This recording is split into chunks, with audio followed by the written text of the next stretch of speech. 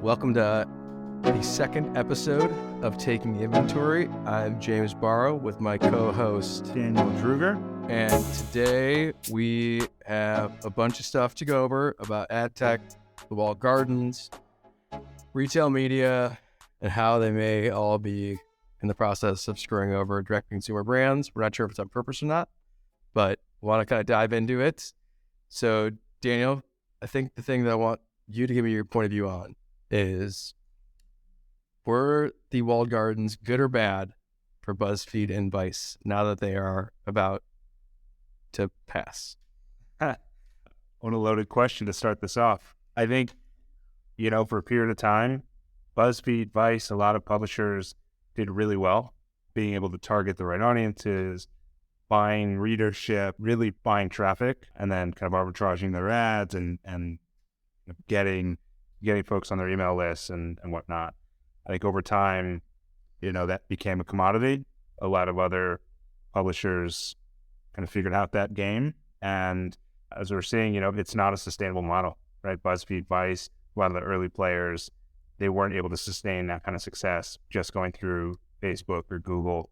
So given that, and I guess probably the reason I asked that is there's news this week that Facebook is going to require you, if you have a Facebook shop or an Instagram shop, that you're going to have to let the customer check out in the app, right? And so, is this effectively the same thing that happened with the publishers, but now happening to primarily D2C brands? And if so, I guess I'll start there. And then the question is what should a brand do we think? Yeah. But dive into the news and tell us what you think's going to happen here. Yeah. I mean, that news, I think, caught a lot of folks off guard. I think, they're giving brands a year to make that transition, which seems like a long time, but it's going to creep up really fast. I think it's starting out very innocent with no intention to kind of screw over the brands themselves. I think it was the same with publishers back in the day. I don't think Facebook set out to say, we're going to help these businesses grow and then we're going to take it away from them. Same here. I think, the thing that Facebook is trying to solve for is ATT, right? They're trying to figure out how can we get more data, how can we make ads more performant, and how can we capture that data on site so that we can use it appropriately within Facebook's walls. And so getting the checkout within the shops means that, the processing, the customer information, the data that's being transacted within a shop is staying within the Facebook walls. And so therefore they can use that for retargeting, for machine learning.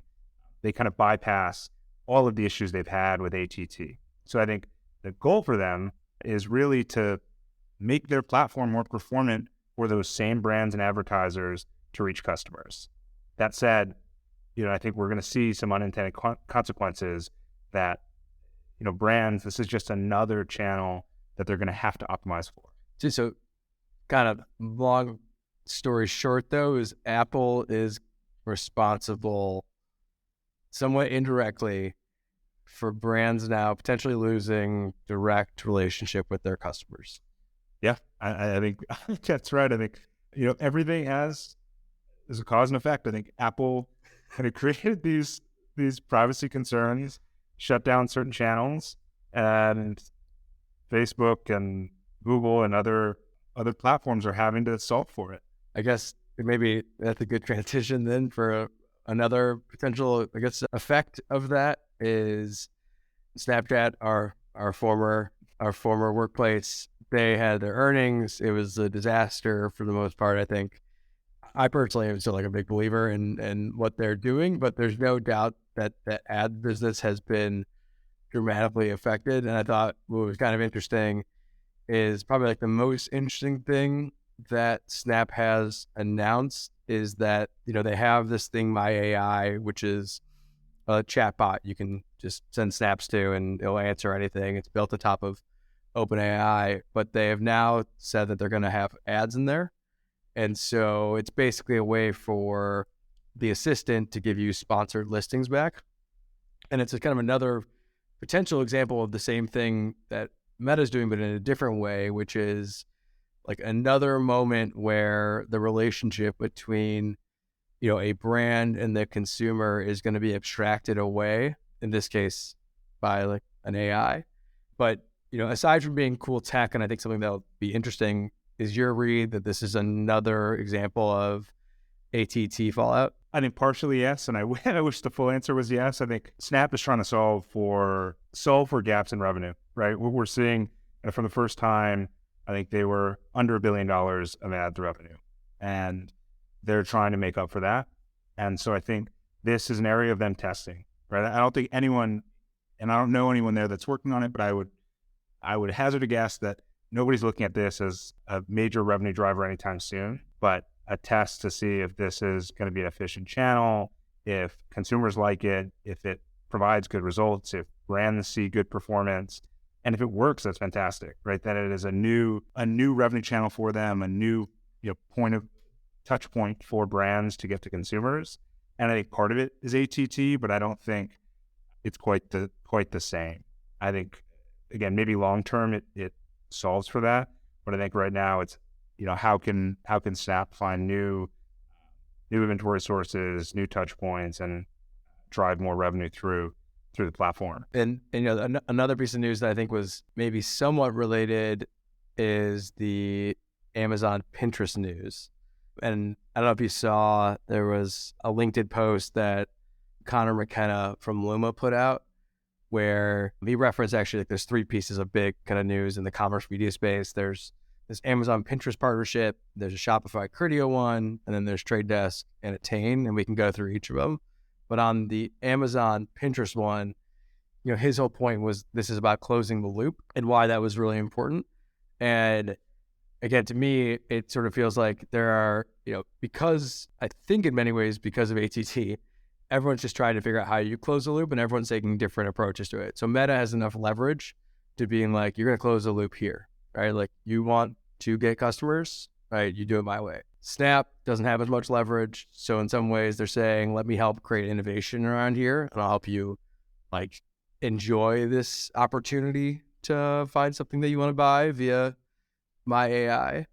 And then Pinterest is basically saying, okay, Amazon, I'm basically going to let you fully own the advertiser relationship, and I'm going to allow you to go ahead and, it appears like, bid inside our walls and acquire our customers, right? Because we know at least you can close the loop, and then now I can at least go to advertisers and say, listen, you should be on Pinterest, see how well this is working for Amazon. Or if you're a merchant, you should be putting your products on Pinterest, see how well this works for Amazon. What's your kind of take on it? And like, I have a point of view that like, if we were at Snap, we probably would not do this. But what is your take? Yeah, I mean, I think it's exactly what you're saying, is like that Pinterest also, had a rough quarter. I think they're trying to make up revenue and try to figure out how to make a growing, sustainable advertising business model. And it seems like a really good fit with Amazon, right? The product discovery to product purchase to product measurement and closing that full loop, it makes a lot of sense. I think it largely benefits Amazon in this case. I think Pinterest gets revenue but loses a lot of control over their user data, over the measurement, have over control of their own inventory to some extent. And I think, maybe you want to talk a little bit about, we saw something similar maybe 10 years ago with Twitter and Google, where Twitter was selling in through, I think, Google Ad Manager. And at the time, a lot of folks looked at that as maybe something that other platforms were going to replicate with Google, and I don't think it ever took off. But what was your take back then, and do you think this is similar? Yeah, it's funny you say this, and then we talked about obviously the publication stuff. It's like when there's a down market, these things all kind of repeat themselves. But yeah, in the case that you're talking about, it was a period of time where you could buy Twitter ads directly from Google. And I think the thesis was, this will be a great demand source for us. I think over time, what I think became clear is that, sure, you can have some great demand, but you're going to lose the customer relationship. And for these walled gardens, that relationship is kind of everything. So, I'm curious, what the sort of long-term thesis is here. And maybe Amazon buys them one day. I think that, maybe they just get so deeply integrated that, you have all of the, as Amazon starts to like deconstruct itself and compete more against Shopify, maybe Pinterest becomes like a big Amazon app, and that could be interesting. But yeah, it's another one where like you can tell the markets have changed, right? Like Meta is using its position in the market to dictate things. Amazon is coming in and is basically kind of co-opting Pinterest's inventory. You have, the trade desk seems to be getting like stronger every day. They announced that partnership with Attain, which basically allows the trade desk to connect the dots of how, trade desk ads actually lead to transaction data. And so it's a lot of it just feels like the rich get richer. But I'm curious, like, if you're a brand, is that a good scenario to be in, or is effectively like the take rate and the tax going to increase as they have less places to go? Yeah, I think there's two. I think there's a winning side to it and kind of a losing side for brands. I think the win for them is by closing all of these loops. They're getting better measurement.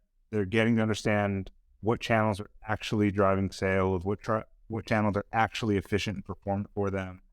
And they're being able to do that, with real data, not through some probabilistic or a modeled method. But like you're saying, like that's a short-term win. I think long-term, what it does is creates a few platforms that dominate and that brands are forced to work with, regardless of the cost, regardless of what it means for their business. And like you said, the rich get richer. That brands now are forced to sell through Amazon. They're forced to advertise and sell through Facebook, Meta. They are kind of forced to share their data with all of these platforms, whether they like it or not, just by nature of selling through them. And they lose that direct-to-consumer channel, right? A lot of these digitally native brands started as direct-to-consumer with their own website, their own touch points, their own first-party data, driving consumers directly to their site, purchasing directly from them. And now we're seeing kind of a reversion to the mean, or to what we saw maybe 10 years ago, where folks are selling through third-party channels. And I think long-term, that's not great for brands. Yeah, I think just flat out, that's not good for brands long-term. Yeah, it's interesting because there's been a bunch of, tweet storms about like unbundling and sort of rebundling. And it kind of seems like in a lower interest rate environment, you had a lot of unbundling, which makes sense because I guess things were being funded. And then now as that's dried up, you have kind of like a rebundling happening. And so that may be to some extent what is happening here. It just may end up being that it's the Amazon trade desk, Meta, Walmart show, and like, everyone kind of has to, get on board until there's other solutions. Obviously, we're trying to build one, but we're not there yet. But it does strike me as, a change in how retail is going to function for the foreseeable future. Right. And what happens for a lot of these brands is they're not going to be able to compete. They have first-party data, but it is only about their consumer set. And the more data that Amazon collects or Meta collects about their customers and their competitors' customers and customers from other brands in other markets, those big platforms, their models get better. They can identify which users are going to purchase. They can drive better conversion rates than the brands can directly. And so you have this kind of bizarre scenario where brands are performing better on third-party platforms because those third-party platforms know more about their customers than the brand itself. And so then they are forced to spend more and integrate more deeply with the third-party platforms, and over time just lose complete touch from their customers. And I think, going back to where you started this, kind of what happened to the publishers. I don't know if you agree there, but the publishers relied so heavily, the platforms learned so much, and the publishers kind of lost control. Yeah, I think this is not probably great for the brands. I think it'll make things easy.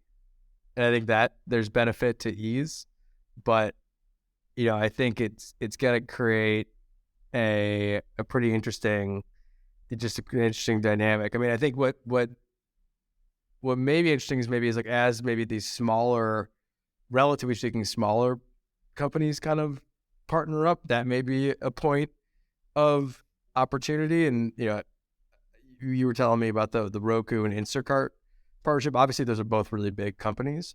But, when you see those two working together, it feels different than like Amazon and Pinterest, in which like it's so clear that Amazon kind of has a dominant role in that relationship right now. So what's happening with Roku and Instacart?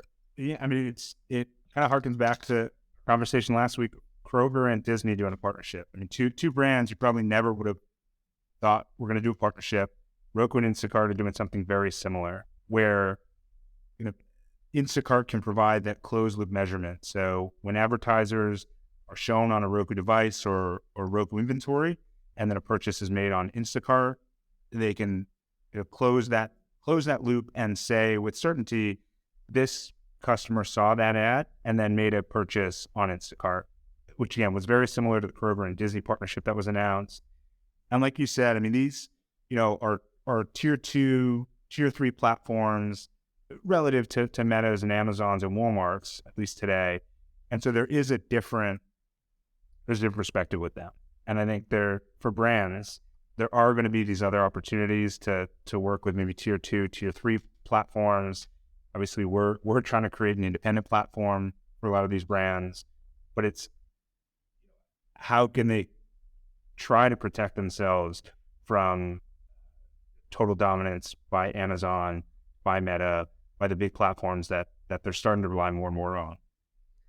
Yeah, and have you seen anything out there that shows, and I don't have any data on this, but like, are these brands investing, like, does it feel like retailers are investing less in their sites directly as a result of this? Like, as things kind of become more marketplace driven, is there becoming kind of this move where maybe like, I don't know, maybe it could be in earnings after Shopify reports, but like maybe less investment in Shopify Plus or, things like that. Are you aware of anything on that end? I mean, just from a few conversations with founders, I think there's, ironically, more founders are starting to open up to the idea of Amazon as a sales channel. I think in the last couple of years, there was a lot of protection around the brand, maybe selling a few SKUs on Amazon, but really as more of a way to capture consumer interest and attention, and then driving to their site for subscriptions or their full list of SKUs. But now I think we're starting to see more brands open up to the idea that Amazon can be a real channel for them. And again, I think it's partially the advertising is getting really good and has been really good for the last few years. The measurement's getting better. The model is therefore it can get better so that your dollar gets stretched further. And for a lot of brands, they've spent the entire life of the business trying to optimize their site. And there's only so much you can optimize, before you start to reach a point of diminishing returns that you can get from 1% conversion to 1.5 to 2 to 2.2. But to get from 3 to 3.1 is going to take an immense amount of effort and investment. And, that might not pay off. And so you're going to have to look for new channels. And Amazon is it's weird to say it's a new channel, but it is a channel that brands are starting to invest more heavily in and starting to sell more SKUs, as is wholesale and other retail channels. But I think brands are starting to look outside of just that direct site. It's funny you mentioned the 3% e-commerce conversion rate. I saw a tweet that talked about how that the number of MarTech products over the last 12 years, so forget about just like all of the inventory that's opened up, but the number of products have gone from 150 to 11,000 in 12 years, and the rate hasn't changed, which may just show you that like maybe everything is somewhat overcomplicated at some point, and maybe like there are diminishing returns. But I think, the conversion rates and the acquisition costs, as you have more intermediaries, I think inherently kind of have to be impacted. And so, I think it's just sort of a funny time for how all this stuff's going to unfold. And with kind of the abstraction of control within a lot of these campaigns, whether it be Meta's Advantage Plus or Google's PMax, or as Amazon works on its ads products, you have to think they're going to prioritize on-site checkout. Well, Meta said they are. Yes. I mean, it's not even a thesis, just going to. So if you're going to spend $1, you're going to be way more ROAS performant to push to your Facebook shop than to your direct site. Yeah, it's, when Google, I know obviously Google has Google Shopping, and like they're kind of playing around at the edges, but like when Google gets serious about this, and I know they are serious about it, but like when they really decide they want to do something, I mean, imagine what that does to search and how organic traffic can be impacted by these things. Now, the government may get really mad at that point, but yeah, it is interesting how it's all going to they're all going to look the same. There's going to be just, the 10 walled gardens, whatever it might be. And then the smaller ones are going to have to partner up. And that does feel a lot like what happened with the publishers, over the last decade. So obviously we're being like doomsdayers on this, but I think it's just interesting. Like, again, I think history kind of tends to repeat itself. So in this case, though, I think like the brands have an opportunity because like quality brands will do well. There are retailers that have real own customers. So it won't be as straightforward like that, but it's something I think to just keep in the back of your mind. And I think too, that one of the big differences is that a lot of the brands today, especially at this point in the cycle, are prioritizing profitability. And I think that gives them a ton of flexibility, a ton of optionality that publishers from a decade ago didn't necessarily have. They were buying customers, they were generating revenue, but were not profitable, didn't have an eye towards profitability. And so that creates a different incentive structure and a strategy that you have to drive your business towards. So I think that's something brands certainly have going for them. They started with a direct channel, so they at least know who their customers are driving towards subscriptions, which, they can take a little more control of. So there are certainly, like you said, like this is not a doomsday scenario. Brands still have a lot of control, but the platforms are absolutely working towards how can we bring this all within our walls. All right. So as apocalyptic as maybe all that sound, it's not. And brands are still going to kill it. But we just think it's interesting for them to just be aware of kind of just how we've seen some of these walled gardens act in the past. But that being said, what is your favorite brand? We're going to try to do this every week, but Daniel is a direct-to-consumer brand junkie. He lives and breathes D2C brands. So before we close this out, can you just tell us what your favorite one is and why? Yeah. Of the moment, it's a brand called Element, LMNT. I think they're based down in Manhattan Beach or somewhere in the South Bay, so local to where we are. They're an electrolyte packet, and I love using that instead of coffee in the morning recently. Get the same energy, 0 calorie, no sugar, tastes great. I think it's a great brand, great branding, great product. So it's something I've been hooked on for the last couple months. All right, that's great. I'll give you a few packets. We should get some friends at Spotify and turn that into a Spotify ad. All right, well, with that, we're going to close out. Thank you for listening to the second episode of Taking Inventory. Next week, I think we have a guest, which is going to be fun. Surprise guest. But thank you again for taking the time. Thanks, guys.